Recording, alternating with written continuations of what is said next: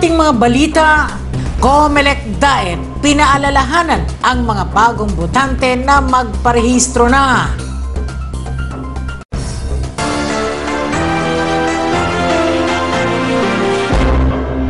Nagpaalala ang tanggapan ng Commission on Election sa bayan ng Daet sa mga hindi pa nakakapagparehistro na kaagad nang magpatala dahil magtatapos na ang registration period sa September 30, 2024. Sa panayam ng CNTV, sinabi ni Attorney Serena Noblefranca, Acting Election Officer ng COMELEC Daet, na mas mainam na agahan ang pagpapatala sapagkat karaniwan ang dumadagsa ang tao tuwing buwan ng Agosto at Setyembre. Continuous po ang registration, voter registration program ni COMELEC. So nag-start po siya noong February 12, 2024 at matatapos po siya ngayong September 30, 2024. Pag pumasok na po ng August-September, for sure po, dagsaan na po ang mga tao. So pipila na po yan ng mahaba, marami na ang nagpaparehistro araw-araw. So better po na ngayon pa lang, habang hindi pa po ganun ka-heavy ang clients po ni OEO Daet, magpunta na po dito sa office and magparehistro or pumunta po sa mga scheduled satellite registration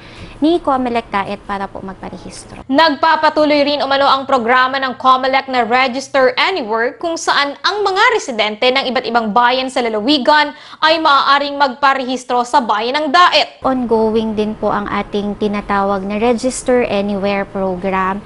Ito po ay isang bagong programa ni COMELEC kung saan ang mga temporary residents ng Daet Camarines Norte na nakatira talaga sila or nais nilang bumoto sa lugar kung saan talaga sila nakatira. Maaari po silang magparehistro dito sa ating opisina sa Daet, papunta sa kanilang original municipality. Bukas umano ang kanilang tanggapan mula Lunes hanggang Sabado kahit pa mayroong holiday. Naghihikayat sa mga gustong magparehistro na pumunta po dito sa aming opisina. Bukas po kami mula Monday hanggang Saturdays.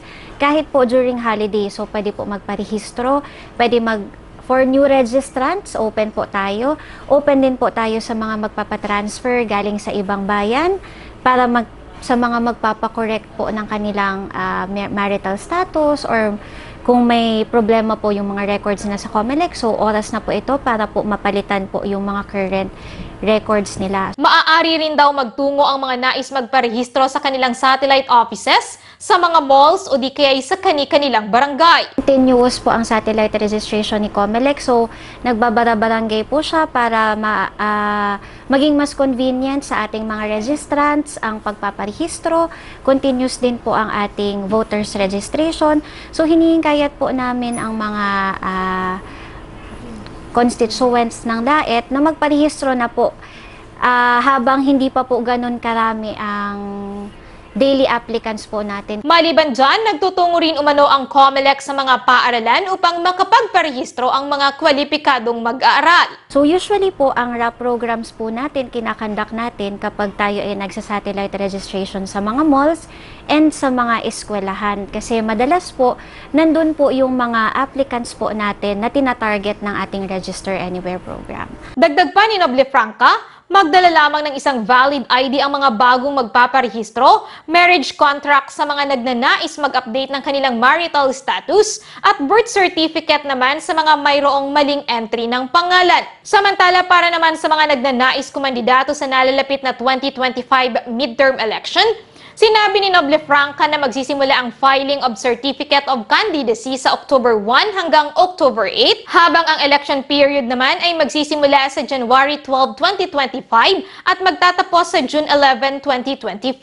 Sa kasalukuyan ay mayroon umanong 62,000 registered voters sa bayan ng Daet kasama na ang 2,000 na bagong aplikante na naaprubahan noong July 15. Inaasahan ni Noblefranca na marami pang madadagdag sa bilang ng mga rehistradong botante bago matapos ang registration period sa September 30. Para sa CNTV News, Christine Malaluan.